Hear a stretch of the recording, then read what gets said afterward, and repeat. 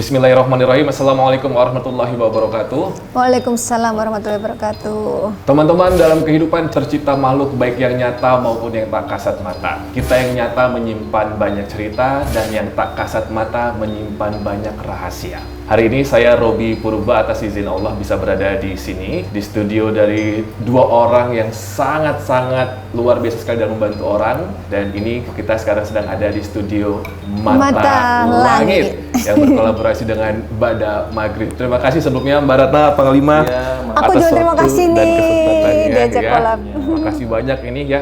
Jangan berharap ini kita akan 3, 2, 1 countdown ada rumah baru, bukan beda rumah ya. Bukan. Beda itu. Beda gaib. Beda gaib.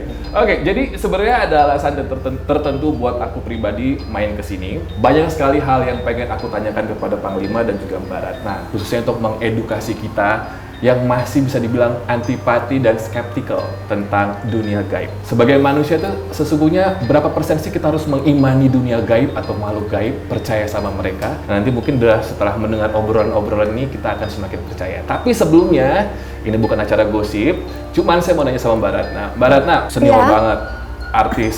Ketemu pertama kali waktu kamu nge-MC di kawinannya Pandu. Teman kamu ya itu ya? Iya, aku itu, nyanyi, kamu nge-MC. Itu salah satu tim kita ya di TWR Triwarsan. Oh iya, benar. Nah, Mbak Ratna dari host, pemain film, bintang iklan, tiba-tiba sekarang menyanyi juga, gitar doi semua ya. Ini akhirnya menekuni dunia spiritual. Iya. Sebenarnya alasan pertamanya apa sih Mbak Ratna? Aku ini sebenarnya lama tertarik ke dunia spiritual, terutama khususnya pengobatan ya. Dan awalnya untuk pribadi, saya nggak mau tergantung obat kimia. Karena dulu saya punya alergi dingin. Jadi setiap pagi bangun tidur pasti bersin-bersin. Itu sejak aku kuliah tuh. Terus itu setiap pagi pasti bersin-bersin. Jadi di tasku tuh selalu tersedia obat flu. Nah, waktu aku hamil anak pertama, aku nggak mau minum obat setiap hari. Maka aku cari apa ya pengobatan yang tanpa obat gitu. Lalu aku mempelajari beberapa ilmu pengobatan yang non medis. Seperti waktu itu aku pernah ikut Satria Nusantara tuh yang pakai jurus-jurus pernafasan gitu. Terus ternyata aku nggak cocok karena selalu mual gitu dan berpengaruh ke kehamilan waktu itu. Terus aku mencoba nyari guru yang lain dan metode yang lain. Dari mulai inti reiki, prana sakti, kundalini, sambala, kayaknya aku haus ilmu spiritual gitu.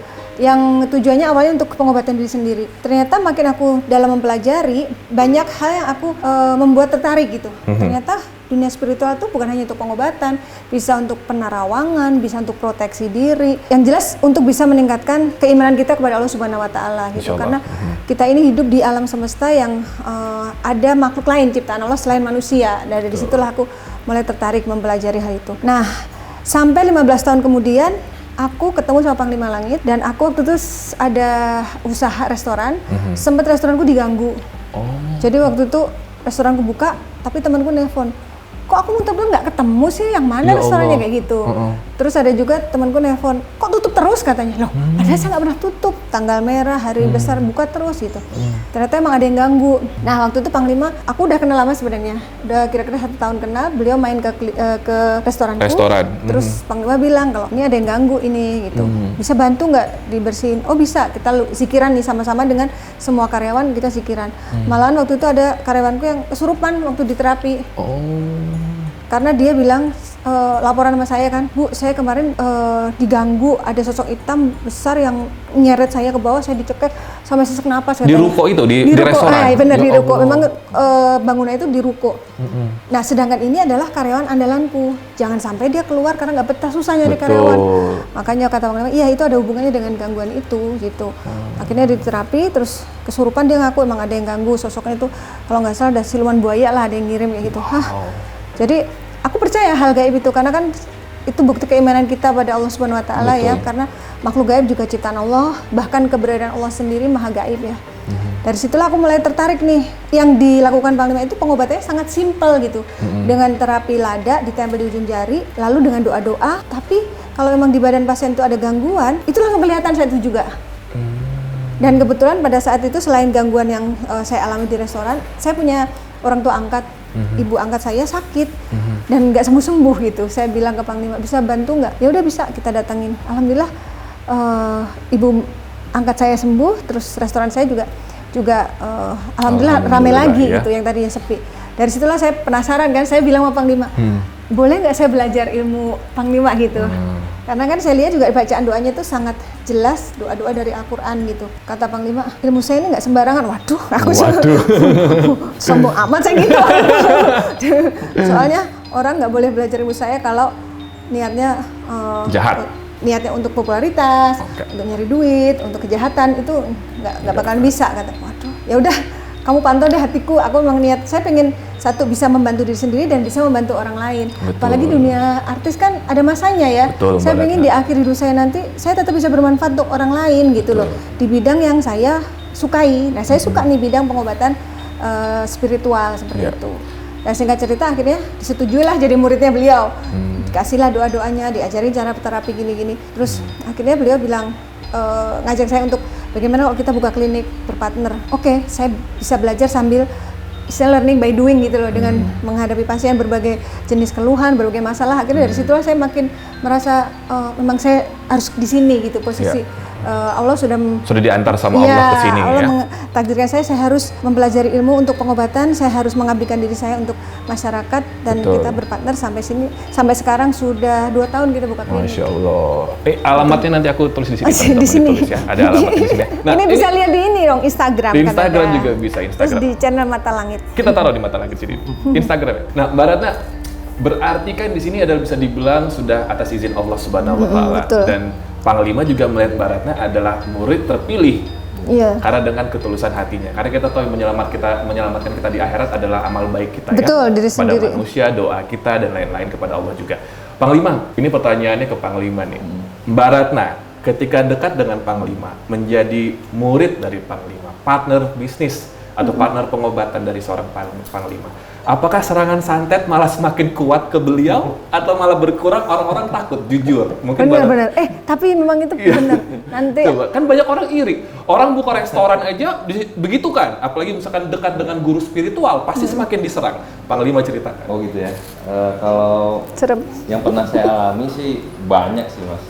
Yang namanya kita mengobati orang ini kan memang kita menjadi tameng dan perisai orang-orang yang dizolimi oleh orang lain. Betul. Jadi kita yang berdiri di depan untuk membackup, membantu orang-orang yang memang memerlukan bantuan kita supaya orang-orang yang menzolimi tidak bisa lagi melukai, mungkin melumpuhkan, bahkan mungkin sampai ingin membunuh seperti itu ya. Jadi kalau wujud-wujud nyata yang pernah saya lihat dan alami udah banyak sih ya. Ada yang lagi saya terapi tiba-tiba turun hujan darah, berlumuran darah di lantai, itu nyata, itu pernah saya alami. Dan ada juga yang saya lagi habis nyuci mobil nih, dari steam, begitu saya keluar 500 meter saya jalan, tiba-tiba di kap mesin mobil saya itu kayak ada sinar, saya lihat putih. Tiba-tiba pas saya parkir, turun, berhenti, saya ada jarum panjangnya segini.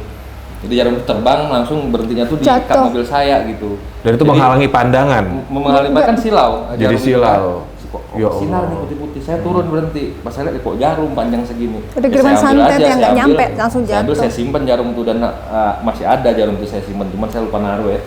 Banyak saat nanti ada juga yang tiba-tiba saya lagi mantau nih, rumah orang itu ada gangguan, ada salah satu rumah artis juga yang pernah saya bersihin dan pantau, saya bilang, wah ini di sisi kanannya ada ular maksudnya. Rumahnya jenis ularnya kayak jenis ular sanca dan piton. Dan itu kiriman. Dan itu kiriman sudah lama sekali. Tapi dia bersemayam di sini nih. Nggak lama wujud ular nyatanya keluar. Mewujud ya? Keluar dan mengejar saat itu. Dan yang nangkap salah satu dari kameramen saya, Mas Mamang, dan langsung dibakar hidup malam itu juga ular itu. Setengah jam dari selesai saya pantau, ular itu keluar. Gede banget, segede tangan gini. Berarti Mbak Ratna sendiri nyawanya terancam sebagai seorang murid dari Panglima itu. Jadi orang yang mengobati orang itu pasti selalu dihadapi dengan segala sesuatu yang berbahaya dihadapkannya. Karena semua masalah orang-orang yang datang meminta bantuan ke kita, ya kan kita itu kita backup ya, kita ambil alih permasalahan orang itu menjadi masalah kita. Jadi saya termasuk seorang yang hidup saya tuh selalu penuh dengan masalah sebenarnya. Tapi masalah orang lain. Iya, bukan masalah saya. Pak, pertanyaan Robi mungkin, apakah saya di backup juga oleh Panglima? Itu maksudnya pertanyaan Robi, kalau serangan untuk Panglima kan sudah ada backupnya. Tapi kalau serangan untuk Mbak saya Ratna gimana? Nyawanya kan, waduh. Karena kan yang pertama beliau sendiri kan memang udah saya ajarkan Doa. doa-doa perisai diri supaya terhindar dari segala macam bentuk santet, sihir, segala macam. Jadi artinya sebenarnya kita tidak bisa melindungi siapapun dalam hal mistis ini. Karena pada hakikatnya, sejatinya yang menjadi penolong itu adalah diri kita sendiri. Jadi kita nggak bisa tergantung sama siapapun orang. gitu. Bahkan ke guru spiritual kita nggak bisa. Nggak bisa. Karena doa itu yang kita Jadi, yang mengucapkan. makanya- Bohong kalau ada yang berkata, wah kamu udah saya pagari, kamu udah saya backup, kamu selalu saya jaga, saya begini begitu. Bukan artinya mereka berbohong total, tapi Hanya backup sebenarnya saja. yang sebenarnya itu lebih baiknya perisaikanlah diri Anda dengan doa. Jadi Karena aku- yang bisa membantu diri kita Iya. adalah diri kita sendiri. Kita nggak bisa berharap oleh siapapun gitu. Gitu Jadi- juga setelah kita mati ya, amal kita yang bawa, Kita yang kesalahan bawa. kita yang bawa. Karena aku udah dikasih doa untuk perisai. Jadi kadang-kadang kok aku keliangan ya, kok aku mual ya. Kayak kan berasa tuh kalau misalnya ada serangan. Zikir, kalau ini dia benar gitu. Oh ya udah. Jadi aku harus tahu diri gitu. Oh ya, aku mandiri, nggak boleh Karena- manja kayak gitu. iya. Karena pada saat kita selalu bergantung kepada orang lain, di situ kita tidak akan pernah tahu sejauh apa kekuatan yang ada di dalam diri kita, sejauh apa Oke. energi doa yang sudah kita amalkan. menjadi Mbak Ratna sesuatu. selama 2 tahun dekat dengan Panglima, pernah nyawanya hampir melayang? Oh, justru awal-awal belajar ilmu, sempet saya merasa bahwa nyawa saya udah dekat. Karena napas saya tuh sejengkal, nggak bisa. Itu karena serangan orang, Mbak? Atau Nah, saya nggak tahu waktu Proses itu kenapa. belajarnya? Nah, saya rasa karena setelah proses ini berlalu, baru aku, oh ternyata ini proses ilmu yang diberikan Panglima itu duduk di badan gitu. Jadi badan tuh panas, nggak jelas, udah minum obat panas, panadol segala macam yang paracetamol, pokoknya turun-turun panas gitu seharian tuh nggak bisa beraktivitas gitu, terganggu. Terus napas tinggal sejengkal, sakit tuh pindah-pindah dari sini pindah ke sini, nggak bisa. Tarik napas panjang nggak bisa, Cok. Aduh, gitu nggak bisa panjang. Terus anak-anak dikumpulin, aku sampai bilang ke Riki, kalau maminya ada umur jagain adiknya, apa nangis Ya semua. Allah. Sampai kayak gitu loh. Makanya waktu itu aku sempat juga ditentang oleh keluarga aku. Ngapain sih pakai buka klinik berpartner, ini bahaya kayak gitu. betul? Tapi Itu kan- bagian dari proses belajar ya, Panglima? Atau memang Iya, ada yang nyerang iya. Mbak Ratna? Jadi untuk menjadi seorang pengobat, apalagi Nggak mudah, untuk ya. menjadi seorang Srikandi atau Panglima itu harus siap di medan tempur. Kebayang. Jadi artinya kita akan menghadapi segala macam medan, segala macam bentuk sosok goib yang macam-macam yang aneh-aneh. Jadi kalau dari awal kita nggak merasakan gimana kuatnya, gimana sakitnya, gimana perihnya, gimana berbahayanya hal-hal itu, kita nggak akan tahu bahwasanya kita itu menghadapi sesuatu yang sangat berbahaya gitu. Jadi kalau kita sudah mengalami, kita sudah merasakan, kita pasti akan tahu. Jadi seseorang tidak akan pernah tahu gimana perihnya tersayat silet Kalau belum pernah. atau pisau sebelum dia memang pernah tersayat oleh Betul, benda itu. betul. Seorang yang ingin mengobati penyakit santet harus pernah merasakan gimana rasanya disantet. Guys, serem. Kalau aku waktu itu berpikir positif aja, jadi aku bilang gini ke diri sendiri. Mungkin Allah ngasih pertanda ini loh, kayak gini loh, rasanya sakit. Kamu kan mau ngobatin orang. Sebelum kamu ngobatin orang, kamu harus tahu dulu rasanya kayak gini, kayak Iya. gitu. Jadi kamu Iya, harus siap iya. dulu. Jadi aku Iya. istilahnya kayak Jadi- memotivasi diri sendiri. Seorang pembalap motor ingin menjadi pembalap dunia, bohong kalau nggak pernah merasakan patah kaki, Betul, patah betul, lengan. betul. Berarti ini mungkin adalah sebuah anjuran juga buat dokter, buat maaf paranormal atau dukun atau apapun ya.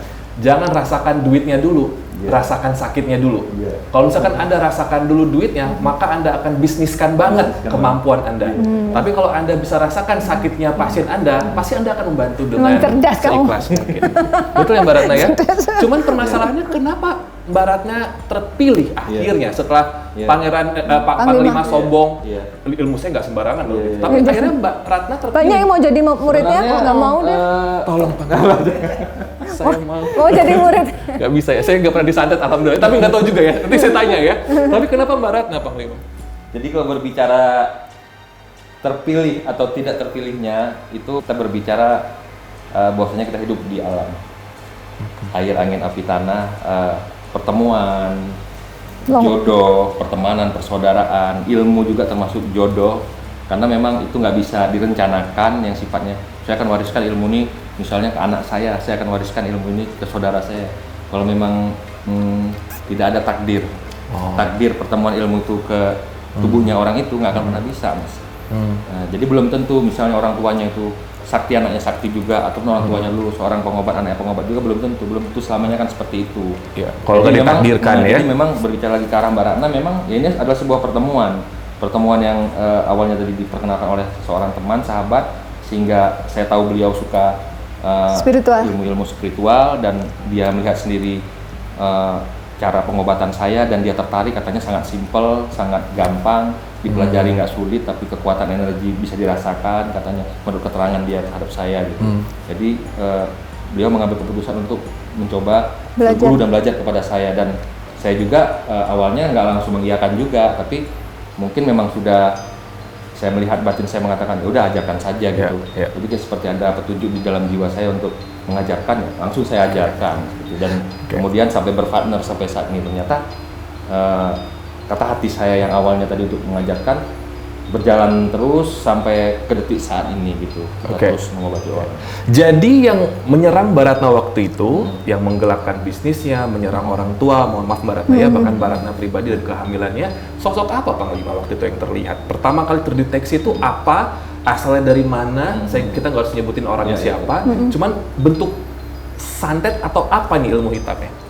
Ya kalau menurut saya itu memang sosok-sosok yang perwujudan bangsa jin yang dikirim, yang diperintah untuk misalnya membuat aura dia redup, jobnya bisa berkurang, bukan sama sekali tidak ada, berkurang. Karena apabila dilihat orang itu wajahnya kayak nenek-nenek. Oh, jelek, waktu itu emang siluman. begitu. Iya Mbak. Siluman nenek-nenek, pernah dikirim pocong juga. Jadi pocong itu kan membuat suasana di sekitar itu mati, ibarat di tengah kuburan ya. Ada juga makhluk yang hitam tinggi besar bertaring itu juga. Terutama pas di restoran itu sama seperti itu, tidak beda jauh juga sih. Ada makhluk tinggi besar hitam, dan salah satu karyawannya ada yang sempat kesurupan dicekek dari lantai 2 langsung kayak diseret ke bawah gitu. Itu siang-siang lagi mas kejadian, bukan malam. Ya Allah. Siang-siang dia keringat dingin, ketakutan, jantung berdebar katanya. Kebetulan dia tuh salah satu, kita bilang pentolannya lah di restorannya Mbak Ratna pada Iya, saat itu. kaptennya. Dan saya sempat terapi, obatin dia, ya alhamdulillah sehat dan sembuh pada saat itu ya. Pengirimnya dari Jakarta, dari Ya, Pulau Jawa. biasanya kalau masalah Usaha. bisnis semua makan sih, restoran gitu-gitu. Pesaing, ya. Pengirimnya biasa seperti itu. Bisa kompetitor lain, bisa kompetitor yang sama juga. Tapi waktu itu Panglima sempat pantau juga. Di rumahmu juga ada gangguan. Terus Iya. akhirnya saya ajak ke rumah, kita zikiran, terus dia mantau katanya di tempat tidurku ada mayat. Aku juga kayak gimana? Ya memang rasanya itu kayak apa ya? Kayak berkabut gitu. Tapi alhamdulillah Ya, setelah zikiran, bukan hanya berkabut saja sih. Biasanya kalau ada kiriman-kiriman seperti pocong itu, dia punya bau dan aroma itu kayak aroma mayat. Jadi saya ngerasakan ada di ruangan sini gitu, pada saat itu ada hawa dan aroma mayat yang sangat menyengat. Baunya kan gimana sih kalau bau mayat gitu, kayak antara bau kapur barus, bau anyep, bau apa gitu ya. Kok ada bau mayat manusia gitu, pocong. Dan sangat berkabut dan sangat gak enak sekali gitu. itu juga yang menutup aura ya. Itu Panglima serang balik atau memang Panglima? Saya tidak pernah menyerang balik gitu. Oh ya, Jadi kalau teman-teman? ada, Jadi Panglima Langit dan Mbak Ratna itu bukan persona yang bisa kalian request untuk tolong santet ini, tolong kerjain si ini, bukan. Mereka itu malah musuhnya. Mereka itu menetralisir ya. Lanjutkan Panglima. Ya, jadi siapapun yang menyerang saya, siapapun misalnya yang nggak suka dan ingin mencoba-coba saya, ya saya tidak pernah melarang. Namanya orang mungkin merasa dia berilmu, ataupun mungkin dia merasa ilmunya sudah mampuni dan ingin dia coba ilmunya itu ke seseorang, silakan saja. Ibarat di dalam dunia persilatan wajar lah kalau satu ini ada ya, perguruan satu lain lah ya. ronde dilayangkan energi gitu untuk dibenturkan gitu ke seseorang, ingin dilihat sampai sejauh mana sih kekuatannya nih orang. Nggak apa-apa, silakan aja, itu biasa gitu, lumrah. Tapi jangan sampai kepada titik yang ingin membunuh atau melumpuhkan. Nah, tapi namun demikian juga saya tidak akan pernah membalas gitu, karena saya yakin balasan Tuhan itu, balasan Allah Subhanahu Wa Taala itu tidak bisa Anda tangkis, tidak bisa Anda tahan gitu. Karena kekuatan Tuhan itu melebihi dari kekuatan yang kita bacakan atau kita amalkan. Karena pakai energi doa kita, Robi. Oke. Nah, jadi ini kita mau ngebahas sekarang tentang ciri-ciri orang yang diserang ilmu santet. Mungkin Anda sekarang sedang menyaksikan ini ngerasa kayaknya bisnis Anda kok stuck begitu-gitu aja, teman Anda mungkin jauh dari Anda, atau kadang perut Anda besar sendiri. Jujur saya kemarin sempat besar sendiri, Pak. Mungkin Panglima tahu tanpa saya harus cerita ya. Nanti ada di episode kedua nanti kita bongkar. Tapi yang jelas Panglima dan juga Mbak Ratna, ciri-ciri orang yang paling mendasar ketika dia sudah mendapat gangguan ilmu hitam apapun, mau itu santet, teluh atau apapun itu apa sih? Ya, kalau tahap awal itu ciri-ciri orang yang terkena santet biasanya suka gagal fokus. Saya ulangi lagi, gagal fokus. Jadi seolah-olah dia mau ke tempat mana atau mau pergi kemana, jadi kayak orang bingung sendiri, orang dia nggak bisa mengambil keputusan yang jelas dan baik dalam menentukan pilihan ataupun tempat di mana ia ingin pergi gitu. Nah, tidur gelisah, nggak tenang, dada suka, jantung suka kayak berdebar-debar, kenceng. Habis itu perasaan gelisah nggak menentu, kesana salah, kemari salah, jadi kayaknya di mana-mana tuh kayak nggak nyaman gitu. Habis itu kadang-kadang bisa juga disertai mimpi-mimpi buruk. Mimpi-mimpi buruk yang serem-serem ya? Mungkin apa saja gitu ya, mungkin mimpinya dikubur hidup, mungkin mimpinya didatengin nenek-nenek, mungkin mimpinya Ini hari-hari awal nih ya, hari-hari awal serangan itu udah mulai masuk ya? Dia ada tingkatannya juga mas. Oh jadi kayak ada stadium-stadiumnya? Iya. Ada stadiumnya. Saya sekarang ini, saat ini, detik ini, seperti kedatangan tamu yang beraura negatif, bentuknya seperti siluman ular, Waduh, tapi kepalanya wanita. siluman ular. Kepalanya separuh badannya tuh wanita, tapi badannya tuh ular gitu. Tapi arahnya kok kayak ke Mas Robi gitu. Jadi kayaknya ada yang pernah mau coba nyerang Mas Robi gitu, ada yang kayaknya saya melihat tuh ada seorang wanita gitu yang pernah suka gitu yang saya lihat, tapi kayaknya dia main begituan. Ingin mencoba seperti menutup aura Mas Robi supaya Mas Robi itu dikunci lah, tidak bisa menyenangi siapapun gitu.